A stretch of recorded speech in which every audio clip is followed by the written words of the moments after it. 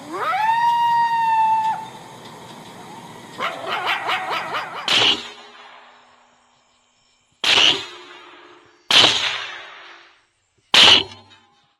everyone, welcome to the Boneyard. This is where we're turning predators into prey. Guys, we're going to talk about probably one of the most important subjects today. It's the wind. And wind is critical anytime that you go out and you predator hunt. It works, it doesn't matter if you're deer hunting, but predator hunting is critical because you can't beat their nose. I don't care what you use, what you spray, what you do, you can't beat their nose.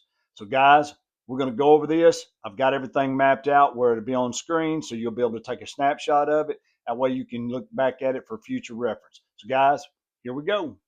All right, guys, here's a breakdown on the wind. And I hunt two specific type of ways. First, we're going to address field hunting or just basically open ground hunting. Guys, when you're out there, wind is key. So, and I don't care what you spray on you, it does not matter. You're not going to beat their nose. So you got to have the wind help you beat their nose. So optimal wind speed is fly 5+ miles an hour. And some people hunt in all different type of wind, but I like 5+. It just makes it a little bit simpler. The wind I like always straight in my face. That's the best. I'm looking out in front. I know that's where my call's set, and I know they're not going to be sneaking in from behind me because they're coming right at me. The next one is cornering. Now, when I say cornering, I like it coming not directly in front of my face, but diagonally across my body. And that's a good win also because that allows you to make sure that you keep your scent and stuff downwind from where you think these coyotes are. The last, and I'm going to say the least, is I personally do not like a crosswind. I will hunt crosswinds if I feel confident in where these coyotes are located and I've got sufficient room. But the reason why I don't particularly like a crosswind is because if you get a little change in degrees, just a little bit, now what you've got is a wind that could be coming over your back shoulder going diagonally across you. So basically, cross is the last one because it leaves little room for error. All right, wind speed and direction. That wind speed and that direction that wind is going to determine your call location and the volume in which you call. Higher winds, you got to get the sound out there. You're going to crank the volume up even higher. But your location and everything, you want to get that call out there. You've got good strong winds. You really don't have to set that call out there a long ways. Just get it a little bit away from you. That way, coyote does come out, and if it's a bright night especially, they'll be able to see where the sound's coming from, but not be basically catching you on any kind of movement you can do. Also, low variable winds. Those are the most difficult winds to hunt. In the field, I personally stay away from wood lines. And the reason why is I don't want my scent getting trapped up and just swirling around in those woods. So I try to keep away from woods. I'll move out there to the center of the field. I don't care if it's a full moon night or dark night. Dark night's of course always better. But even on a full moon night, you can go out into a field and be very still, keep your movements limited, and they potentially won't spot you. But your call location in this is vital. You want to get it out there and where on these variable winds, it's kind of circling around. And what I mean by that is the same thing as I'm saying move out into the center of the field. You may have the wind hitting you from all different directions. That's okay. But you don't know what it's doing if you got that call set out there 100 yards. And I would get that call out there 100 yards away from me if possible, because out there, the wind may be moving different. So the wind can still be concealing you. Bottom line, if the wind's not working for you, hey, shut it down, move someplace else. Don't be afraid to pick up and move and go to another location or another spot in that same field that's going to give you the advantage because of the wind. Now, private closed road hunting. This is the most difficult. I do a lot of this. I hunt a lot of properties that are wooded. I've got gravel roads and all that. So now instead of a field where I've got a lot of you, I'm trying to call a coyote into a specific area, a spot where I can see him and shoot him. And you're going to see this in a lot of my videos where I'm hunting on these roadways and I'm bringing them in.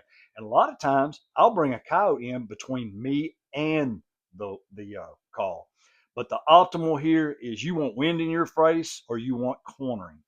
this crosswind. No, you don't want any part of that. But in that variable wind speed in that terrain, also take advantage of your hills and your valleys, creeks, SMZs, which is your stream management zones. Creeks, SMZs are kind of like travel paths for coyotes and animals and stuff like that. So what I do is I try to set my call down in the bottom of that valley, and then I'll try to get up on the highest point there, looking down on that. How this helps is a lot of times that's where your coyotes are going to pop out is down in these SMZs, but you're also using thermal winds to your advantage. And I know you guys have been out riding and you're going in a four-wheeler and you go through a low area and oh my gosh, it's cold and it comes up the outside and it's warm again. Well, the reason why? Heat rises. So this creates thermals. And so there's an updraft of this wind. It may be light. Sometimes you can feel it, sometimes you can't. But what it can do is help pull your scent and take it away from that area you're hunting. So again, keep your location high and keep your call down the valley. Especially on variable winds, I try to get my call out there 75 to 100 yards. Anytime on these closed road huntings, I'm always out there 75, 100 yards. Like I said before, reason being is because a coyote's natural instinct is to get downwind. If he circles through the woods and you cannot see him, next thing you know, you've got a coyote just popped out on the road. He's between you and your call. What he's doing is what he's supposed to do. He's supposed to try to figure out what that wind is and what is down there. That gives you an opportunity. So you've given distance enough that he's not going to see you or catch you, but you've got him and game's up. So guys, check this out. This is a good one to take a picture of. One of the most important things is your wind. Hey everybody, I hope that helps you explain or helps a little bit explanation on wind and what it's going to take to help you guys out to be more productive out there. So guys, get ready for episode number 3. Number 3, we're going to be talking about the life cycle of a coyote. And I'm breaking that down over 4 different videos. The first video, which will be our next, we're going to be talking about the life cycle of a coyote, January, February, March, which includes your pairing, February, the month of love, mating, March, denning.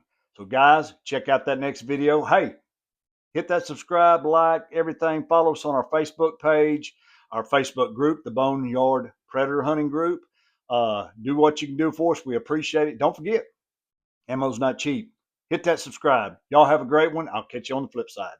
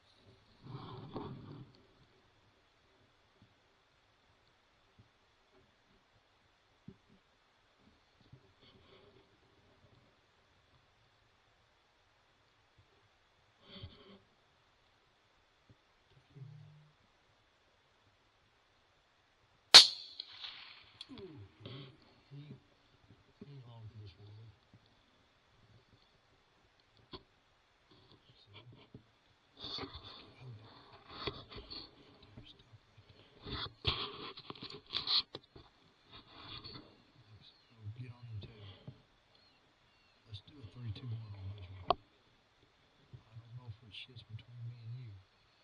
Ready?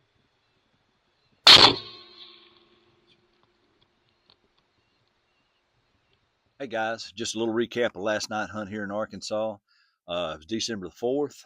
Temperatures were kind of cool for us for this time of the year. 28, 29 degrees. Had finally a decent wind that was steady, 3 to 5 miles an hour out of the east northeast. Uh, was a full moon night. The beginning of the night started out with some cloud cover, kind of kept the moon at bay on us. But later on throughout the night, the clouds cleared out, and we actually got pretty bright out there last night. But still, beautiful night. Thoroughly always enjoy getting out in God's creations. But started our hunt out in an area that was felt pretty confident that we had bobcats in that area. So we started out with rabbit in distress. Uh, Made her sound, did one sound sequence, waited about 25, 30 seconds, started in the second one, and out popped this nice female right here. She worked her way up there. We dropped her, uh, decided to go ahead and just keep playing our prey in distress to see if there's another bobcat in the area. Well, after two more sequences, nothing was happening. Can't go out there and stop not trying to get a coyote. So we done a lonesome howl, and then just sat quietly for about 3 minutes, looking out across the field and everything. And then we went into a pup distress. Man, I don't know how far this male come, but he came a long way across that field, just like on a string. Come across there. My buddy was with me. He dropped him in his tracks. Started out for a good night. Thought we were going to have a really good night at the beginning. But as always, we think we're going to have a good night. Next thing you know, it's not so good a night. But hey, this is a great night as far as if I take out one animal, it's a great night. And so we hit two more stands. They were blanks. Went to another area over close to a river. Thought there could be more bobcats and stuff in that area. Well, we started out with the rabbit distress. After a couple of sequences, boom! Here out popped this cat. He come running around there, and we dropped him. He took a pretty good lick with a 243.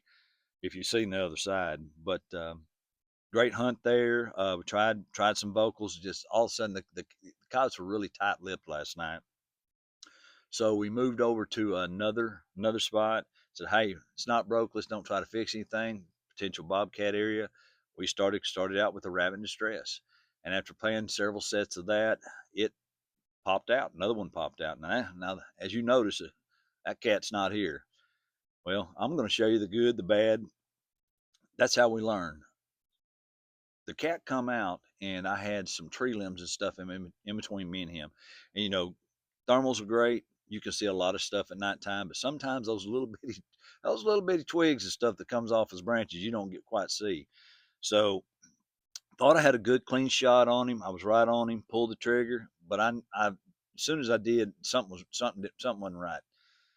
Sure as world, we went down there and kind of looked around, and there was some brush in between me and that cat. And so that's the one that got away, but I know where he's at. So I'll save him for future dates. But anyway, guys, great time last night. You can't kill them on the couch. Get out and have a good time. Uh, Always be thankful for one. I'm always thankful for everything I get, and I love the nighttime. Beautiful time for me. I'm a night owl. So, guys, appreciate everything. Go to our Facebook page, like us. Hey, like this video. Follow us, please. Let me give you guys, ammo's not cheap, so hit that like and share button. Anyway, got three more going in the boneyard. You guys have a good time. We'll catch you on the flip side.